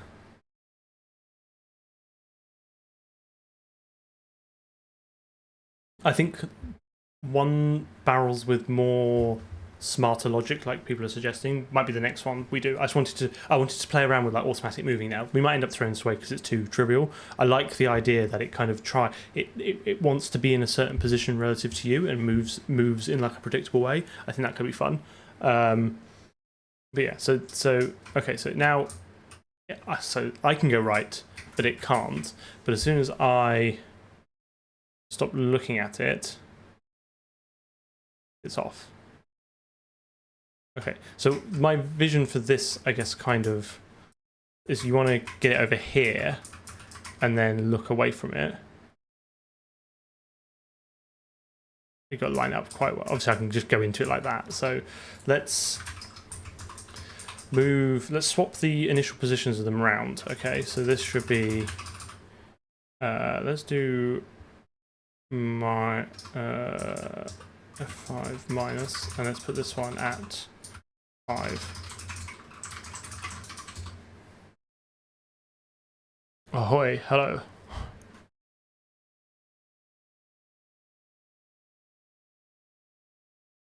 So I need to get it, so I cannot get it go right. All I can do is position it this way. I might get them offset slightly as well, so you don't just have to look the other way.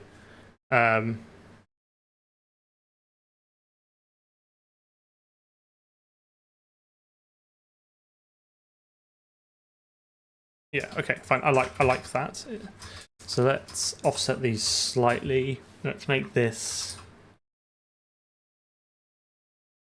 bring this one a little bit closer to us.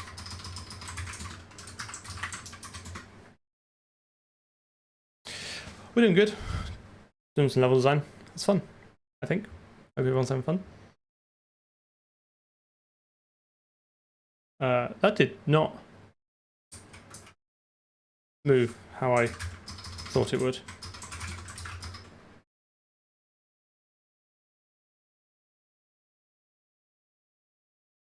Why is that? Do I need to just embiggen that number a bit?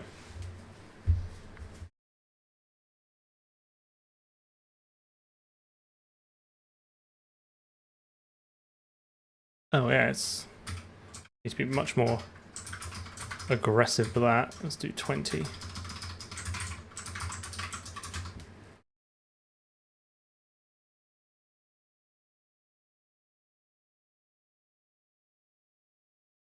Okay, fine. So what I need to do now is get this in line with this, and then look away.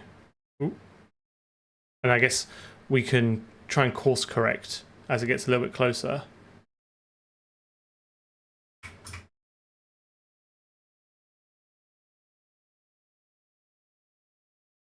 Okay, that's a level. And these are nice and simple. That has not...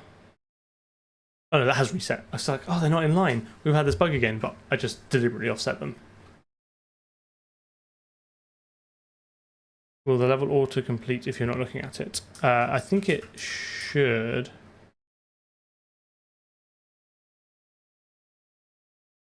Yes, it will. Nice.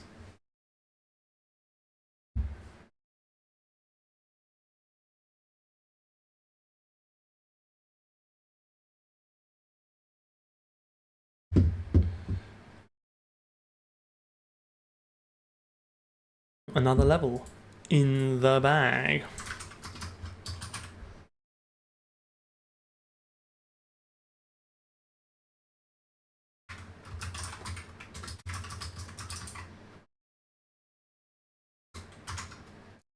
Oh, steady.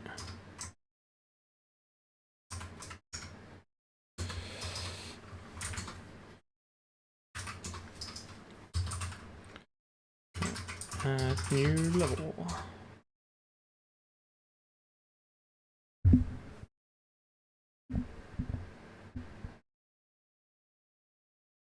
So Lua script reader needed, so when we make levels they can be loaded. Yes, the script reader primitive is needed, but it's all embedded in here.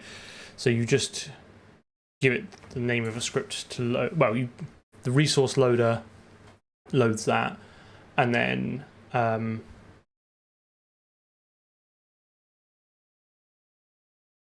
yeah, this passes it into the script, which sets up the Lua JIT thing. Sorry, the Lua engine, and then script runner is just an abstraction over that.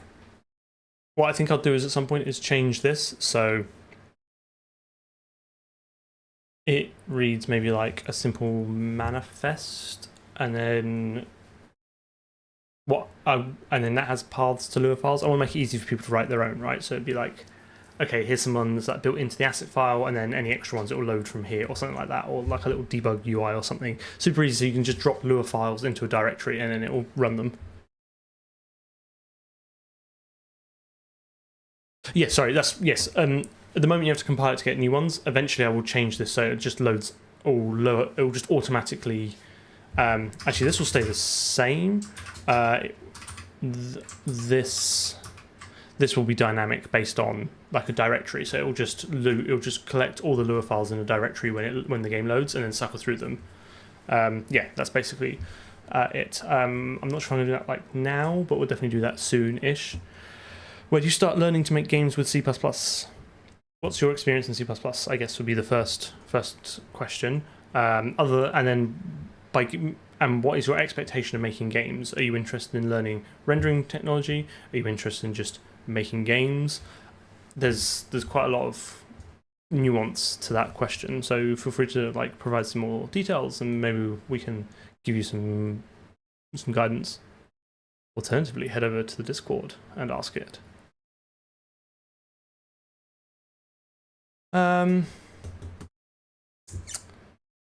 15 minutes-ish or so left, and maybe a bit longer.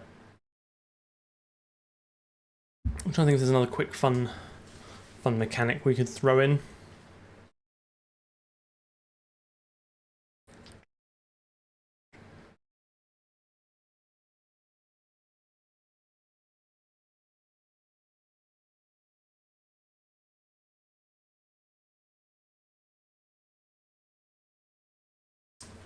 I don't know. What else is there? So we're going to need like static geometry as well at some point. That's going to be a thing we need to kind of figure it out. We're going to need level timers at some point, I think.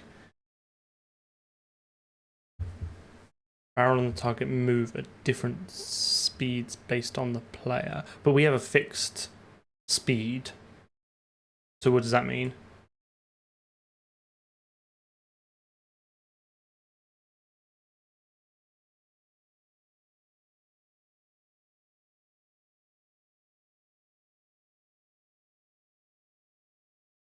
Oh, interesting. Okay, yeah, let's try that. That could be fun. Let's But you want that text to be crisp, right? You're gonna need all 60 FPS, otherwise you don't want any tearing from the text, otherwise you won't be able to read it.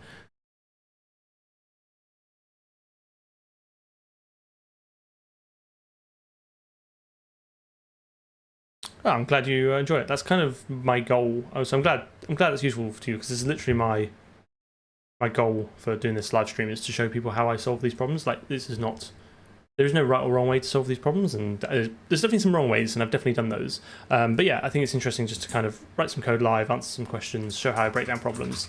I'm going to ask for someone who has not previously given a fruit to give a fruit, and I was not paying attention to suggest a banana. So on a system, please don't throw out another fruit. I could jump to a 700. Yes, I think we could do some chaining as well. I think that might be fun. There's also the idea that if you have two targets, like, do they all have to coalesce at the same time, or when you hit one, does it lock it in place for others to do? Pair. Nice, I like it. Let's do this.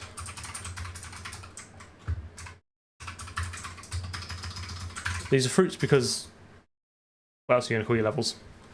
I don't want to do them in numbers because that implies some sort of total ordering of them, which then makes it a pain to change around. At least this way it's easy for us to refer to, oh yeah, like the mango level does this.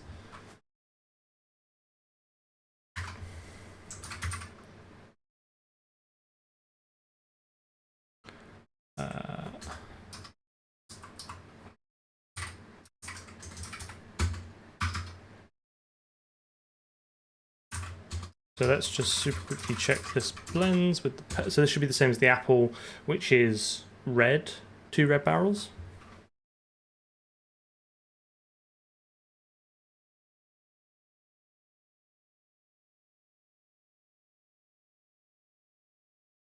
Okay, so let's now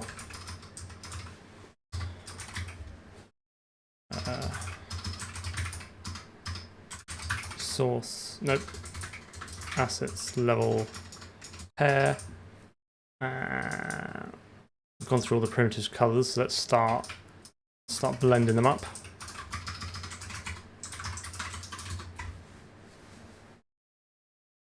How easy would it be to put the level name in the title, game title bar? Probably pretty easy. I think it's just extending the Windows class to use set window title. My favorite. So I'm going to keep this. Banana is green and pear is yellow, signifying a very unripe banana, and a pear that's probably past its prime. And I refuse to change that now. The levels should have absolutely no relation to the fruit at all.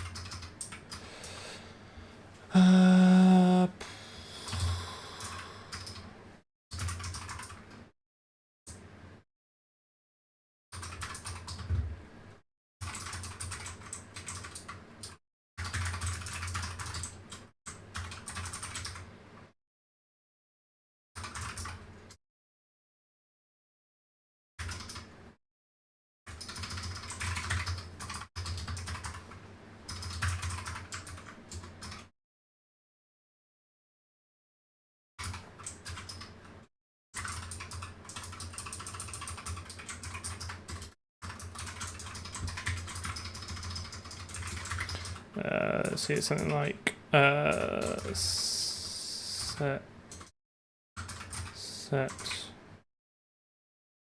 window text a window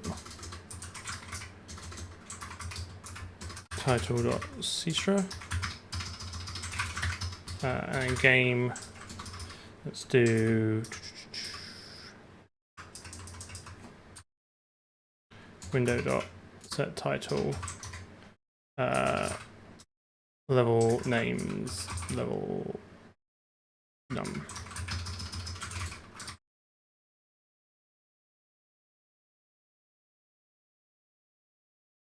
Pretty sure tomatoes are fruit.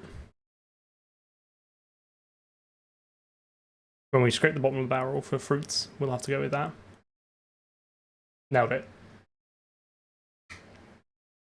Oh, interesting. Why does it not do it on the... Oh, I know why. So annoying.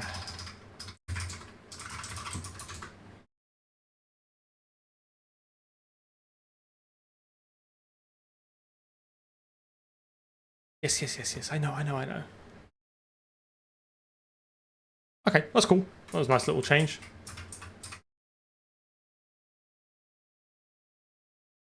Okay, let me, that's a nice independent change. Let's just quickly...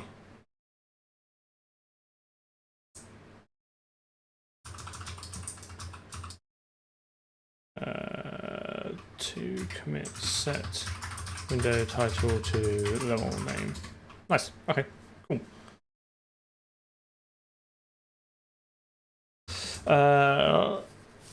That's not so many things just work. Okay, right, so let's go back to pair, and then we wanted to... is it Kiwi, the one where they move levels, assets, level Kiwi, they move opposite? What's the visibility? Do we care about visibility on this? Only if they're both visible, or just all the time? We should just keep it all the time, I guess. For now. I don't want to rely too much on the visibility because I think it could get annoying. I'd rather it was like used quite deliberately for interesting mechanics rather than, you know, yeah, sparingly and deliberately for interesting mechanics rather than just a way of frustrating players.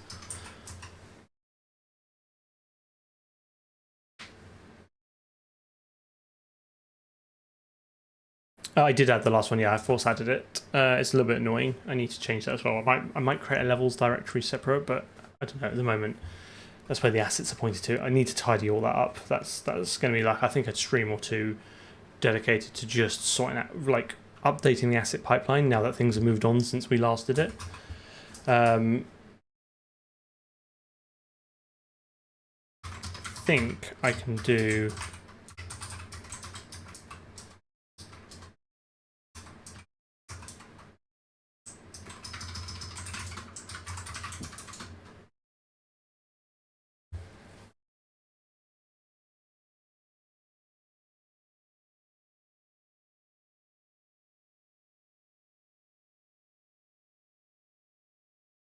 I think that's the wrong way around, isn't it? Didn't we want the other one to move at half speed?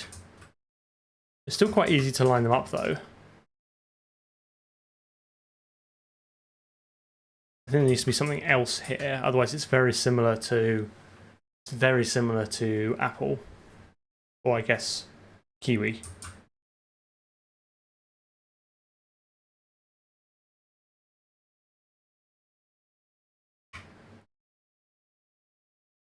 Have you found? Has Daz found the password? We're going to swap them around because it seems a little bit... I want this one to be...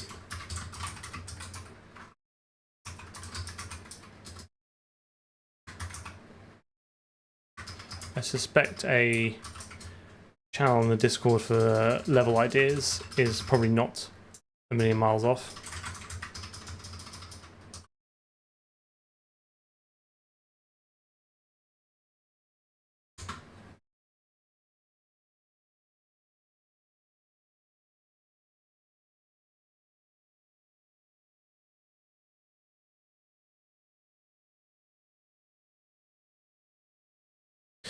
Ah, yes, we could add some obstacles. That's a good point. Oh, gone. Done. Nailed it. Completed it, mate.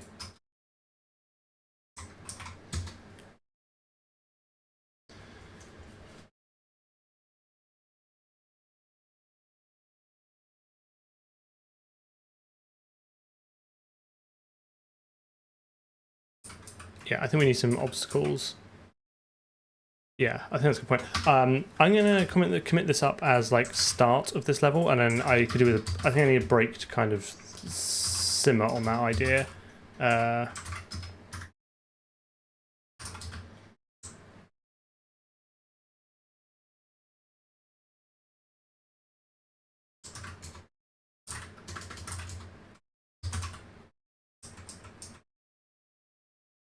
start of pair level. Where are we up to in our lives? Oh, I do not want to update all my plugins live. That sounds like a terrible idea. Stream 53. I feel it's always good when I have to scroll back through the commits to find the last stream tag. Feels like we've done a lot. Feels productive. I don't want to patch it. We chat about. I just want to push it.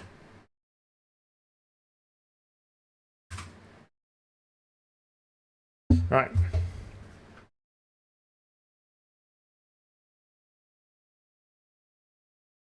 Indeed. Gotta get the in-betweens references in. What? Still a great show if you were kind of in the zeitgeist and of that kind of age at the time. I encourage it. I would like to throw, you know, I want to chuck everything in and go grow chicken somewhere. We have. I've literally Windows. Well, I did not actively choose to update Windows. Windows, who has more autonomy over my PC than I seem to, decided it was time to update itself, like half an hour before stream. That's what you do, right? Plant eggs and get chickens. I'm pretty sure that's how it works. Okay.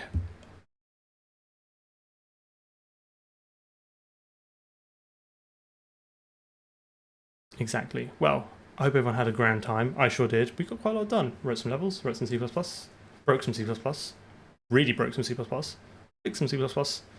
It's all good. We're getting there. I think, so next stream will be Wednesday, as per usual. I think I want to expand. We've started pair, so we should do a bit more on that. I'll have a think about it over the next few days. I think after pair, we should look at tidying some stuff up, paying back maybe some technical debt, and building out a packaging system. I want to be able to do CPAC or something like that, to be able to just produce a zip with it, and then I want to get it in the hands of the people. I'll check the license. I'm pretty sure I'm okay to distribute a game with those assets, especially as they won't just be raw asset files. They will be in the... Oh, I'll tell you what we need to go back to do. We need to go... The asset packing needs to be compressed because it's uncompressed at the moment and it's massive. And then we need to load in like shaders and the Lua levels. So we'll redo that, bundle all that in, maybe stick it in a resource. I haven't decided yet. But I think we'll basically have to do like CPAC, get that into a zip, and then we'll start distributing it somewhere, Discord maybe or something like that, and getting people to try it. And then I suspect we'll spend a few streams fixing things, and then get people to start writing levels. And then we're done, right? I mean, how hard is sound and text rendering if you're doing it from scratch? Can't be that hard. I mean, you got direct text, right? You just set your kerning and off you go.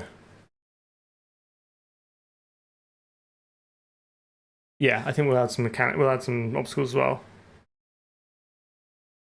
Yes, it should run on a smart fridge. I can't see why not. Assuming it supports OpenGL 4.6, and I mean, if your fridge, I mean, my fridge does. I don't know about yours. I've got a 4060 Ti in my fridge, so it's a bit old now. So there you go. Well, how else am I going to run all the AI neuro cores, whatever it is that my fridge needs? Like it needs a lot of like CUDA cores.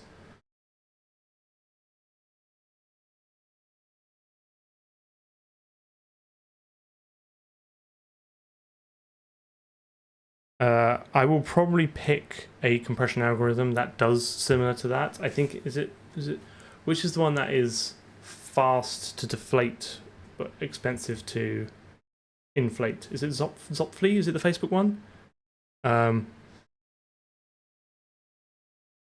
There are some which kind of meet that. I'm not going to write my own compression algorithm. I'm literally going to pick that off the shelf. I think we could spend an awful lot of time doing that. I'm going to pick one.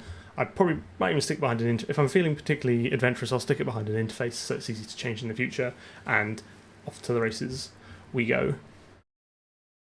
Exactly, yeah. I don't, as I said before, like I try and pick and choose what I do from scratch where I think there's value in it, and I just don't think there's a huge amount of value in implementing a compression algorithm from scratch, given a lot of the other low-level stuff we've already done. Yeah, I want one that is fast to decompress but slow to compress. I think it might be. Is it Zopfli? There's a Facebook one. Excuse me.